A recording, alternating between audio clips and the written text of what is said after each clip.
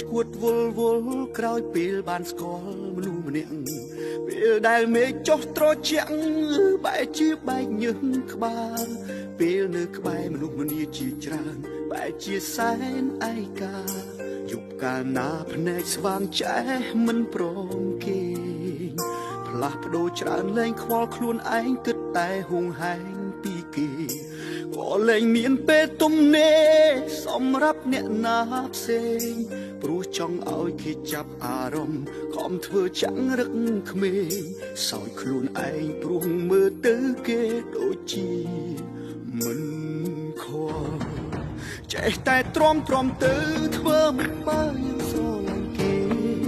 យើងតែងតែទំនេរប៉ុន្តែគេតែងតែរវល់យើងឃើញគេសំខាន់គេឃើញយើងដូចខ្យល់គេមិនខ្វល់ក៏មិនអាចថាគេ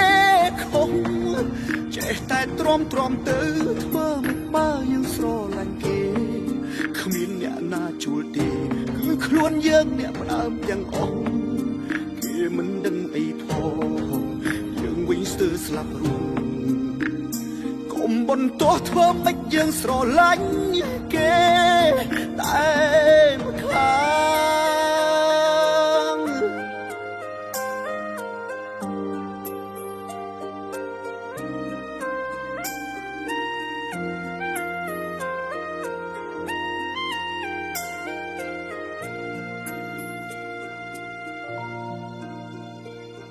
អំនួតឈួតវល់វល់ក្រោយពេលបានស្គាល់មនុស្សម្នាក់ពេលដែលមេឃចុះត្រជាក់បែកជាបែកញើសក្បាល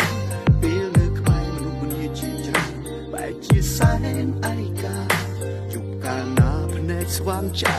មិនព្រមគេផ្លាស់ប្ដូរច្រើនលែងខ្វល់ខ្លួនឯងគិតតែហួងហែងពីគេ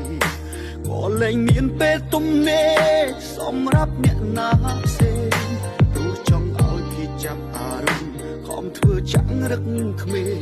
សោយខ្លួនឯងព្រោះមើលទៅគេដូចជាមិនខកចេះតែទ្រាំទៅធ្វើមិនបានស្រឡាញ់គេយើងតែងតែទំនេរប៉ុន្តែគេតែងតែរវល់យើងឃើញគេសំខាន់គេឃើញយើងដូចខ្យល់គេមិនខ្វល់ក៏មិនអាចថាគេចេះតែទ្រាំទៅធ្វើមិនបើយើងស្រឡាញ់គេគ្មានអ្នកណាជួលទេ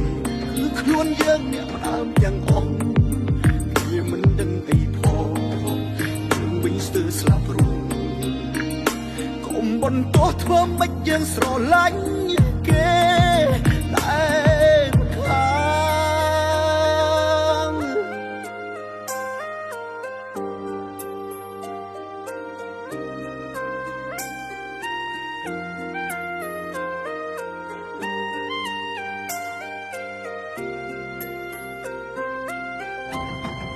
ចេះតែទ្រាំទៅធ្វើមិនបើយើងស្រឡាញ់គេយើងតែងតែទំនេរប៉ុន្តែគេតែងតែរវល់យើងឃើញគេសំខាន់គេឃើញយើងដូចខ្យល់គេមិនខ្វល់ក៏មិនអាចថាគេខុសចេះតែទ្រាំទៅធ្វើមិនបើយើងស្រឡាញ់គេគ្មានអ្នកណាជួលទេខ្លួនយើងអ្នកតាមទាំងអស់មិនដឹងអីផងយើងវិញស្ទើរស្លាប់រួងកុំបន្ទោសធ្វើមិនយើងស្រឡាញ់គេតែមិនខាងកុំបន្ទោសធ្វើមិនយើងស្រឡាញ់គេ